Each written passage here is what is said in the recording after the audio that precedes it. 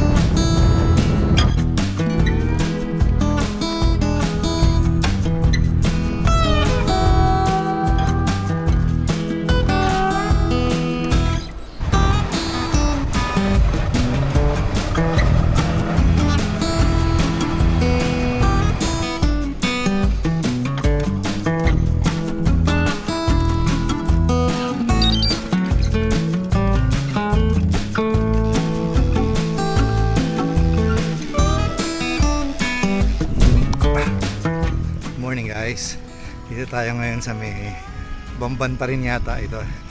Meron lang ako sisilipin na mga old trails na pinupuntahan namin sa Clark. Kasama nga pala si Kenneth. Let's go.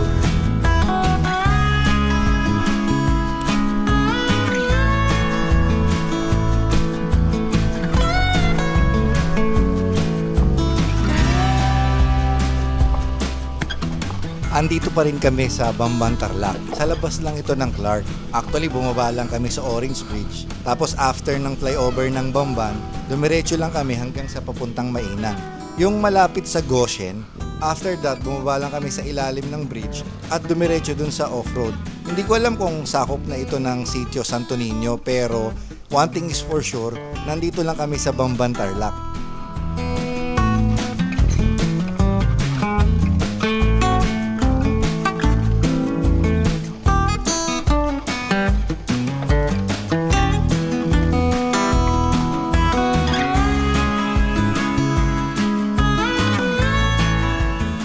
Ganda ng trail dito guys, kaya lang talagang yung dinadaanan namin, inaagusan ng stream, inaagusan ng tubig na nanggagaling doon sa bundok.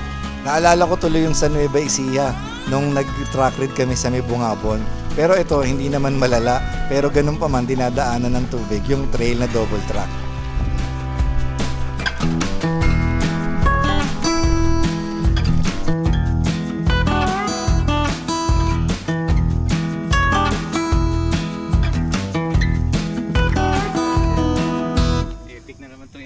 Kung kasama ka.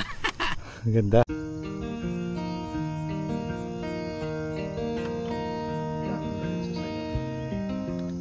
Ano yung baling sasayaw? Ay, ibon na mali. Parang Maya. Drone na yan eh. Drone killer eh. Hindi nga. Napaka-highly territorial nila. May kukonsider na nating valley ang lugar na to kasi napapaligiran siya ng ilang mga bundok. At itong lugar na to, taniman ng tubo.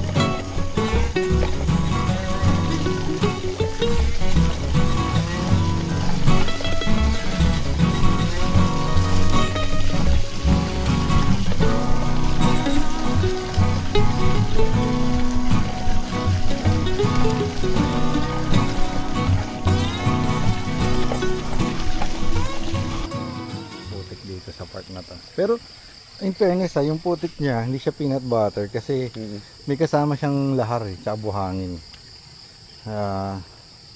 Hindi rin naman siya ganun kumakapit.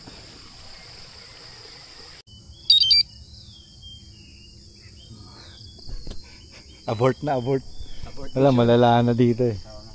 Ayun o. Medyo hindi Hindi, na- pero lakarin na lang natin sa gilid. Sayang eh. Tara.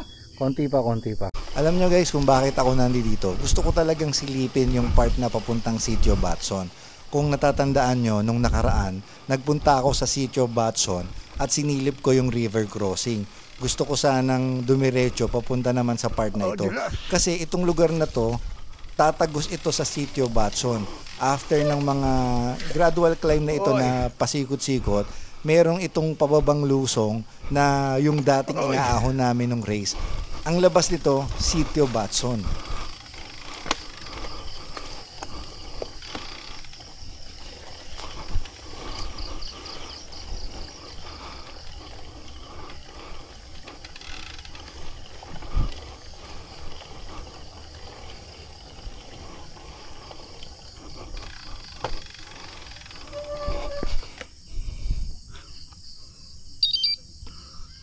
Wala.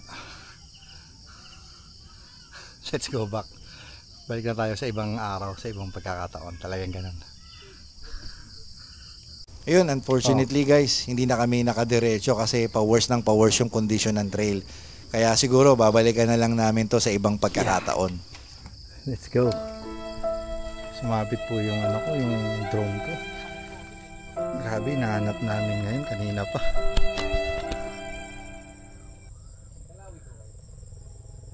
Ito guys yung mahirap. Nung nakaraan kasama ko rin si Kenneth, yung drone niya yung nawala. Sa pagkakataon naman ito, magkasama uli kami, yung drone ko naman nang nawala.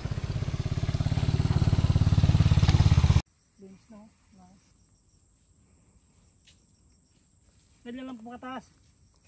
Mataas pa po ng konti. Mga kasing taas po ng puno na yan, yung lipad niya.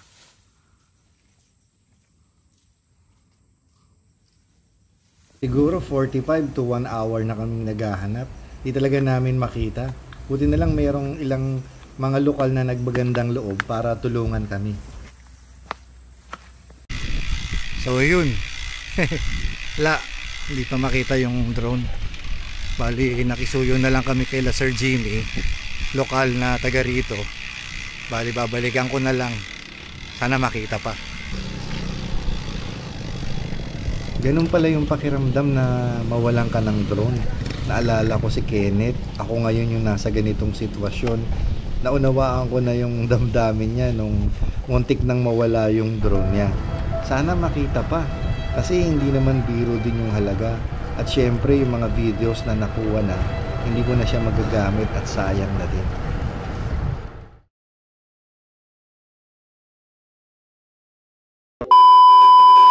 Current mode. Cycling mode. Ayun po, gumagana po. Salamat po talaga. Ate Lita at Kuya Jimmy. Salamat po sa inyo. Saan po sumabit? Sumabit po sa... Doon daw po sa... Nakaganyan lang po nakita namin eh. Baka po na nakaganyan po sa lupa. Ay, Sa gilid na po sa ilalim kaya hindi natin makita. Nakapatong lang daw po sa... Pero doon po mismo sa... yung pong ipil dito. Opo. Yung pong ganitong klaseng... Opo, yung punong ipil. Dito po banda. Kaya hindi natin makita. Bale, salamat po. Okay. Okay na po, sir. Sige po, ingat po kayo. Thank you po, sir. Testingin ko lang. Sige po, salamat po. Susunod dyan eh. Halika na, win na tayo. Salamat. Okay, salamat. Win na tayo. Halika na.